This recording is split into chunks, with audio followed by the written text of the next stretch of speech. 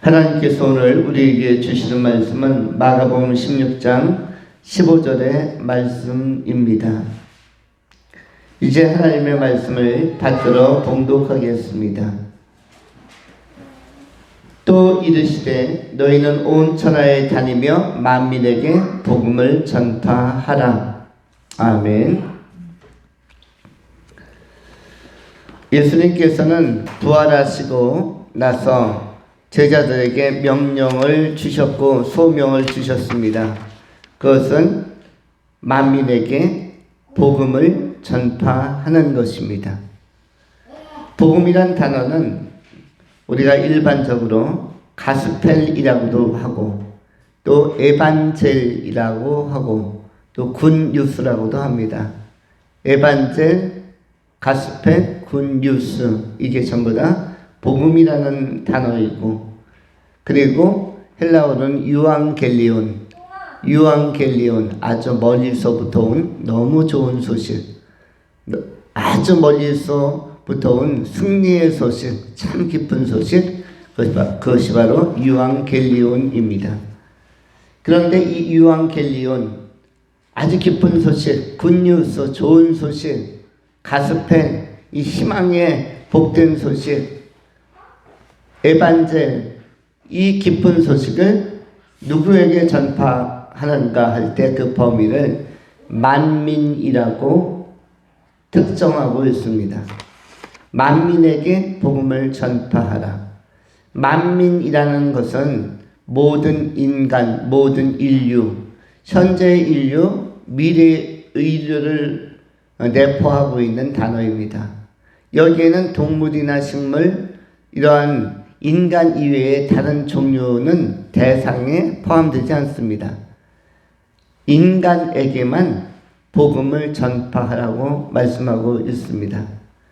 복음의 내용은 무엇인가? 무엇이 굿뉴스인가? 이것은 인간에게 희망이 있다는 것이고, 또 이 굿뉴스를 듣기 전까지 모든 인간은 절망의 상태, 본인들이 실감하지 못하든 인지하든 인식하지 못하든 사실은 절망과 공포와 저주의 상태에 있음을 전제하고 있는 것입니다. 인간이 생각하는 것 이상으로 위기 속에서 사는 것이고, 또 인간이 느끼는 체감 정도보다도 더 심각한 불안 속에서 사실은 살고 있는 것입니다. 그래서 인간은 대부분의 용어를 죽음이라는 용어로 결부하고 있습니다. 조금 추우면 어떻게 표현하죠? 추워 죽겠다. 조금 더우면 어떻게 표현하죠? 더워 죽겠다. 조금 지루하면 어떻게 표현하죠? 지루해 죽겠다. 너무 재밌어도 재밌어 죽겠다. 행복해도 어떻게 표현합니까? 행복해 죽겠다. 거기에 죽음의 문화, 죽음의 언어가 항상 따라붙습니다. 행복해서 죽겠다. 기뻐 죽겠네. 좋아 죽겠네. 좋으면은 살아야죠. 좋아 살겠네로 나와야 되는데, 좋아 다음에 어떻게 표현되죠? 죽겠네로 스스로가 종결이 됩니다. 이것은 죽음의 문화가 모든 희비애락에 다 담겨져 있다는 것입니다. 그만큼 사람들에게서 죽음은 실존적으로 큰 위기감을, 공포감과 긴장감을 불어넣는 용어라고 할 수가 있습니다. 그러한 인간들에게 희망이 있다. 좋은 소식인데, 그것은 인간이 사실 죽음을 두려워하는 것은 이번 인생에서 중도 하차하기 때문에, 탈락하기 때문에 두려워하는 것이 아니라 그들에게 심판이라는, 그들이 해결하지 못한 인간이 짊어지고 있는 죄의 짐에 대한 심판이 죽음과 동시에 집행된다는 사실을 암묵적으로, 잠재적으로, 무의식적으로 알기 때문에 두려워하는 것입니다. 그래서 이 생에 대한 집착을 하는 것입니다. 만일 사람이 세상 떠남과 동시에 천국에 들어간다. 떠남과 동시에 영혼에 들어간다. 떠남과 동시에 새하늘과 새 땅에 들어간다라는 확신이 있다면, 타 종교 용어로 이야기하면 떠남과 동시에 어떤 극락으로 간다면, 낙원으로 간다면, 유토피아로 간다면 사람들은 그렇게 두려워하지 않을 것입니다. 그런데 떠남과 동시에 아주 치명적으로 암울한 곳으로 추락하고 떨어지고 그 소용돌이로 빨려 들어간다는 것을 대부분 인지하고 감각하기 때문에 죽음은 의도적으로도 문화적으로도 언어적으로도 피하려고 하는 것입니다.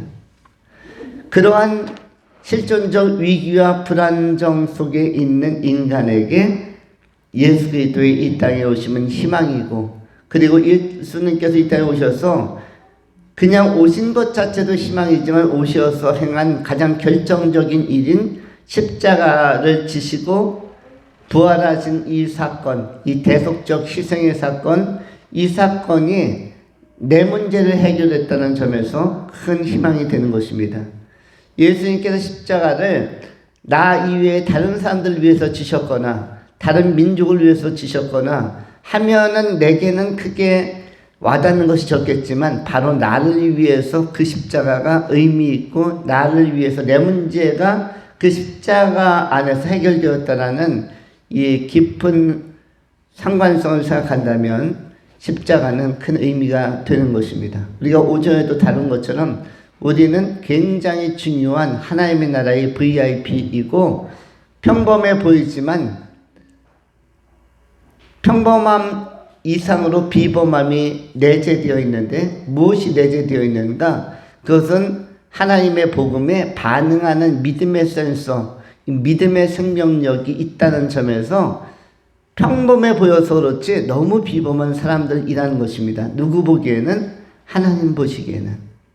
우리가 세상적인 안목과 세상적인 잣대로 보면 우리보다 뛰어난 사람이 세상에 많다고 하였죠.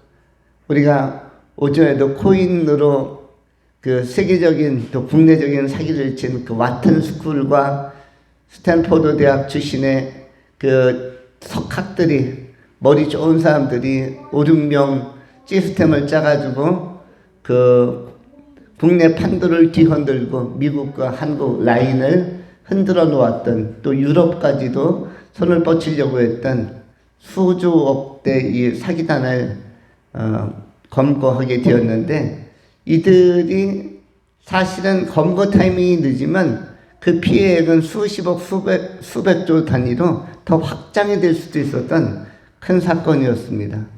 이것이 한 2, 3년 만에 조기 진압되어서 어떻게 보면 다행이기도 하지만 그렇게 뛰어난 사람들, 우리보다 외형적으로나 또 지식적으로나 또는 학식이나 또 지명도에서 훨씬 더 뛰어난 사람들이 비범해 보이지만 하나님 나라에서는 비범해 보이는 게 아니라 평범도 아닌 그들은 그냥 그야말로 그 의미를 찾기도 어려운 그러한 저 뒤에 있는 그런 사람에 불과합니다. 평범한 범인들에 불과한 것이죠. 이 말은 무엇입니까? 그들에게는 뭐가 없기 때문에 세상적으로 뛰어난, 객관적으로 뛰어난 사람들이 그렇게 비범함이나 탁월함이 없다고 느껴지는 것이죠.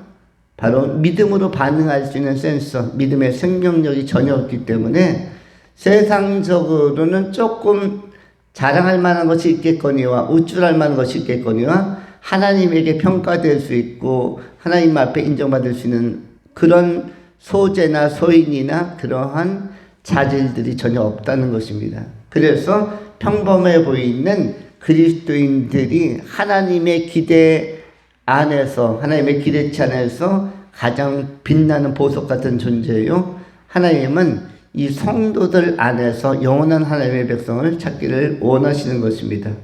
그리고 그러한 하나님의 나라로 초청하기 위하여 1차적으로 어디에 집결을 시킵니까? 전도라는 방식을 통해서, 선교라는 방식을 통해서 교회의 공동체로 모이게 하는 것입니다.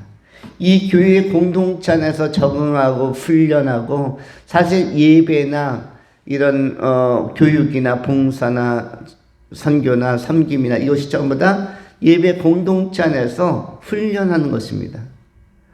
훈련하고 여기에서 단련하면서 정금처럼 만들어져 가는 것입니다. 우리는 세상을 통해서도 경험이나 체험을 통해서도 다듬어지는 경우가 있겠거니와 그러나 천국 백성들은 교회를 통해서 훈련되고 다듬어지는 것입니다.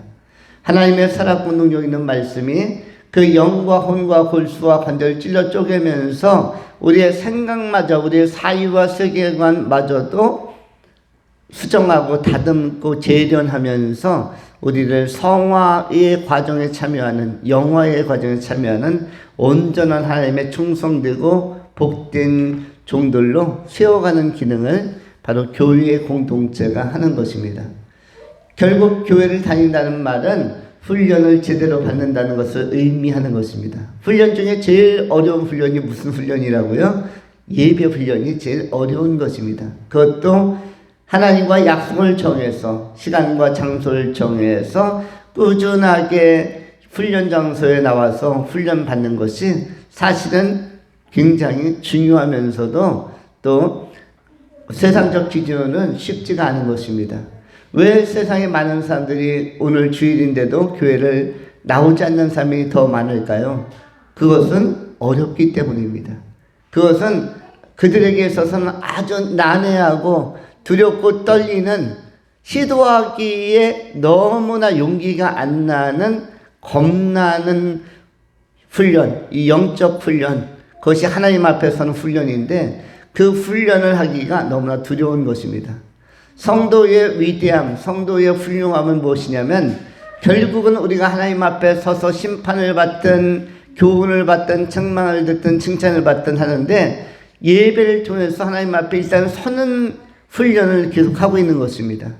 하나님 앞에 거룩하신 하나님 앞에 설 수 있다는 것, 나올 수 있다는 것 자체가 용기이고 그것이 희망이고 가능성이라고 할 수가 있습니다. 성도의 희망과 가능성은 하나님 앞에 서는 것인데 죄인은 하나님 앞에 설 수가 없습니다. 두려워서 설 수가 없는 것입니다.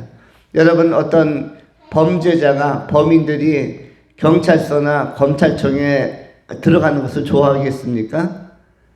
자기가 가지고 있는 죄가 있는데 경찰들 앞에 또는 검찰청에 들어가는 것이 굉장히 두렵습니다. 가슴이 두근두근 설레 있는 것입니다. 혹시라도 말실수하다가 내가 범죄한 것이 드러날까 발각될까 해서 쉽게 검사의 눈 똑바로 못 쳐다보는 것이고 경찰의 눈 제대로 쳐다보기 어려운 것입니다. 교통법규 위반했는데 앞에 경찰차가 서 있는 걸 발견했을 때 경찰 눈 똑바로 쳐다보기가 쉽지 않은 것입니다. 사소하게 교통법규 하나만 안전벨트 하나만 착용하지 않고 코너 돌았는데 경찰이 딱 지키고 있어요. 또는 차선 하나 이상하게 좌회전 틀려다가 그냥 차선 확 넘어서 돌아왔는데 경찰이 딱 지키고 있으면 또 우리 그리스도인들은 뭐 그런 경우가 적지만 세상적으로 운전하시는 분들 중에는 음주운전 하시는 분들도 있는데 그날따라 오랫동안 술을 안 마시다가 오랜만에 친구를 만나가지고 어쩌다가 한 잔하고 두 잔 하다가 무사히 집에 가겠지 해서 가다가 경찰 검문을 딱 받게 되면 경찰 제대로 쳐다보고 후하고 측정기, 음주 측정기를 불기가 어려운 것이죠. 그 앞에 서는 것도 두려운 것입니다. 이와 같이 하나님 앞에 서는 것 자체가 사실은 쉬운 것이 아닌데 이것이 훈련 중에서 가장 어려운 훈련입니다. 누구는 죄인에게 있어서, 인간에게 있어서. 그래서 이 훈련이 너무 강도가 높고 센 훈련이라 세상 사람들은, 자연인들은 예배에 잘 못 나오는 것입니다. 그것이 너무 센 훈련이라서. 그런데 성도들은 어떻게 합니까? 교회에 나오기를 즐거워하고 예배 나오는 것을 즐거워하고 모이기를 즐거워하고 말씀 읽고 피는 것을 즐거워하고 말씀 듣기를 좋아하고 성도와 교제하는 것을 즐거워하고 기도하기를 즐거워하고 찬송하며 찬미하는 걸 즐거워하기 때문에 하나님과의 소통이 이미 대면하면서, 여러분 하나님과의 대면은 언제 합니까? 바로 우리가 예배하러 나올 때 하나님은 기다리고 계신 것이죠. 하나님의 얼굴이 우리 가운데 비추어지고 있는 것입니다. 누가복음에도 제자들이 엠마오도상으로 갈 때에 그들이 알지 못하는 사이에서 예수님께서 오셔서 그들 사이에서 대화 나누는 모습이 기록되어져 있습니다. 오늘 마가복음 16장 12절에도 이 말씀이 나와 있습니다. 12절 13절 말씀에 그 후에 그들 중 두 사람이 걸어서 시골로 갈 때에 예수께서 다른 모양으로 그들에게 나타나시니 두 사람이 가서 남은 제자들에게 알리었으되 역시 믿지 아니하니라. 12절에 어떤 표현이 있냐면 그 후에 그들 중 두 사람이 걸어서 시골로 갈 때에 예수께서 다른 모양으로 그들에게 나타나시니라고 되어져 있습니다. 예수님께서 다른 모양으로 나타나셨다. 이 말은 무엇이죠? 제자들이 알아채지 못하는 형태로, 제자들이 의식하지 못하는 형태로. 우리 예배 가운데도 우리 하나님은, 예수님은 다른 모양으로 나타나시는 것이죠. 달리 표현하면 우리 성도들이 예수님이 와 계시다, 하나님이 와 계시다, 성령님이 와 계시다를 바로 알아차리지 못하는 형태로서 임재하시는 것입니다. 예수 그리스도의 영으로 임재하시고 성령으로 임재하셔서 우리와 대면하고 있는 것이에요. 그래서 예배를 하는 것은 굉장히 용기 있는 행위이고, 예배를 하는 것은 나중 훗날에 하나님의 심판대 앞에 설 때 담대함을 얻을 수 있는, 담력을 얻을 수 있는 아주 그 멋진 전조적인, 선제적인, 그런 선언적인 하나님과의 교제 행위, 사귐 행위, 그 만남의 훈련이라고 할 수가 있습니다. 그래서 지상에서 예배하는 것은 굉장히 좋은 일이고, 우리가 정규적으로, 규칙적으로 세상 끝날까지, 우리 인생 마지막 순간까지 예배할 수 있고 예배자로 설 수 있다면 그것보다 더 아름다운 것은 없는 것입니다. 사실 가장 행복한 죽음이 있다면 세상 떠나는 마지막 날 저 예배실 맨 뒷자리에, 우리 교회로 좀 저 소파에 편안하게 앉아서 예배하다가 목사님 축도 끝나니 임종하셨다. 성도들 서로 예배 끝났으니 인사하십시오 하는데 인사하러 갔더니 이분이 축도 끝남과 성령을 다 듣고 나서 아멘하고 운명하시더라. 이러면은 그것이야말로 호상 중에 가장 큰 호상이요. 그것보다 두 번째 좋은 것은, 그것이 제일 좋은 것이고, 그렇게 예배하고 돌아갔더니 그날 저녁에 저녁 잘 드시고 소천하셨다. 이것도 좋은 것이고요. 또는 그날 잘 주무시고 다음날 아침에 일어나 보니 소천하셨다. 이것도 좋은 방식이라고 할 수 있습니다. 그러니까 우리의 생의 마지막까지 예배할 수 있다면 이것은 지상에서 규칙적으로 안정되게 하나님과 교제했다. 이것을 증명하는 것이 예배자의 삶입니다. 그래서 예배하는 것은 중요한 것이고, 특별히 그리스도께서 피값 주고 세우신, 그리스도께서 피값 주고 사신 교회, 내가 반석 위에 음부의 권세가 이기지 못하는 교회를 세우리니 한 예수님의 비전에 맞게 예배하는 것, 교회 공동체를 통해서 즐거이 하는 것, 교제하는 것은 굉장히 멋진 훈련이자 그런 주님과의 사귐의 모습이라고 할 수가 있습니다. 이러한 사람들에게 하나님은 그의 살아가는 과정 안에서 복음을 전파라고 말씀합니다. 만민이라는 표현이 나와 있는데, 만민을 한 번에 한 사람이란 뜻이 아니죠. 만민을 다양한 사람들이 다양한 방식으로, 다양한 시대에, 다양한 시간에, 다양한 관계성 안에서 그들에게 복음의 기회를 전하라는 것입니다. 이것을 부분적으로 이해한다면 바울 시대에는 바울 시대의 사람들에게, 그리고 현재는 현재의 사람들에게 만민 가운데에서 오늘 이 시대에 할당되어진 영역 지경 안에서, 여러분의 삶의 자리, 삶의 터전, 인생길 안에서라고 해석하면 좋습니다. 여러분의 인생길 안에서, 또 여러분의 삶의 동선이 있죠. 삶의 동선과 삶의 지경이 있고 삶의 반경이 있는데, 그것을 시편에서 뭐라고 표현하죠? 줄로 재어진 구역이라고 표현했습니다.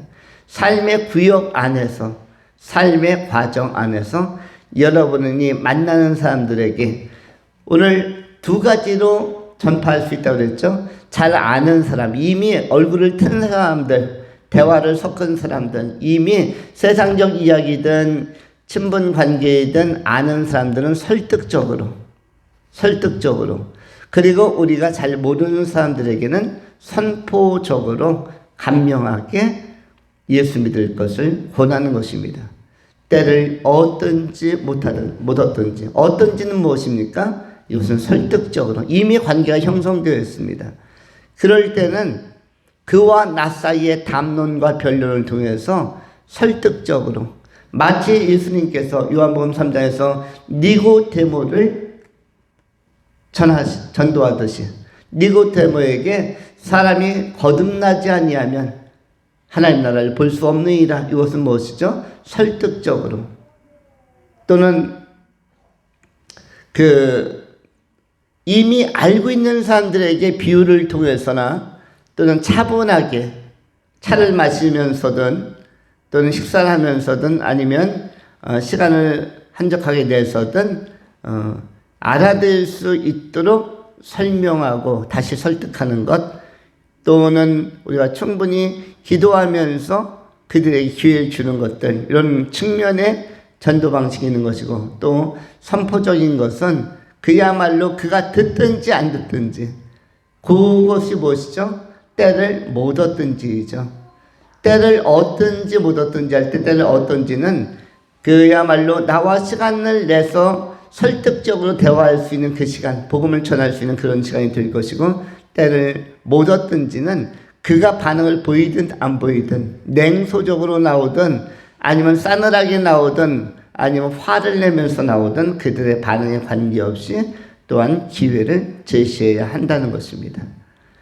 이러할 때 하나님의 복음은 성령의 역사를 통해서 만민에게, 만유에게 흘러가고, 그 가운데서 그리스도 예수께서 인간을 향한 화해의 모습, 화해의 손길, 화해의 제스처, 이것이 객관적인 화해의 손길로 다가올 것이고, 그것을 믿음으로 받아들이는 사람들, 영접하는 사람들, 수용하는 사람들에게 주관적으로 수용하고 자기의 신앙으로 고백하고 정립하는 사람들에게는 생명이 임하는 것입니다.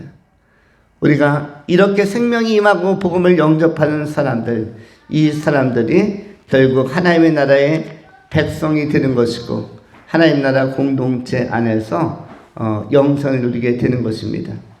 로마서 10장 9절로 10절의 성경은 이렇게 말씀합니다. 내가 만일 내 입으로 예수를 주로 시인하며 또 하나님께서 그를 죽은 자 가운데서 살리신 것을 내 마음에 믿으면 구원을 얻으리라. 사람이 마음으로 믿어 의에 이르고 입으로 시인하여 구원에 이르느니라. 네가 만일 네 입으로 예수를 주로 시인하여 또 하나님께서 그를 죽은 자 가운데서 살리신 것을 내 마음에 믿으면 구원을 얻으리라. 사람이 마음으로 믿어 의에 이르고 입으로 시인하여 구원에 이르느니라. 우리가 이런 복음적 결단과 복음적 시인과 복음적 동의와 복음적 확신을 통해서 생명에 이르는 과정에 참여하게 되는 것입니다. 이러한 생명을 얻을 수 있는 길들을 우리가 때를 얻든지 못 얻든지 만민에게 복음을 전파하는 자로서의 사명을 잘 감당하면서 우리에게 주어진 달려갈 길을 끝까지 경주하는, 은혜의 복음에 참여하는 귀한 사명자들이 다 될 수 있기를 축원합니다. 기도하겠습니다. 할렐루야. 자비하신 하나님 감사합니다.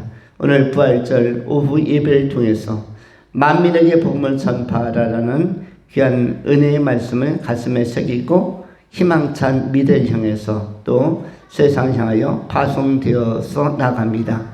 우리 삶에게 성도님들 가운데 성령 충만함을 주시고 영적 권세를 주셔서 예수 안에서의 이 아름다운 훈련들, 또 교회 공동체를 통해서 예배를 통해서 받은 훈련들이 담력이 되고 능력이 되어서 때로는 설득적으로, 때로는 선포적으로, 때를 얻든지 못 얻든지 복음을 전파하는 귀한 하나님의 종들로 잘 쓰임받게 하여 주시고 영생하신 하나님 나라에 다 참여하는 구원받은 백성들이 다 되게 하여 주시옵소서.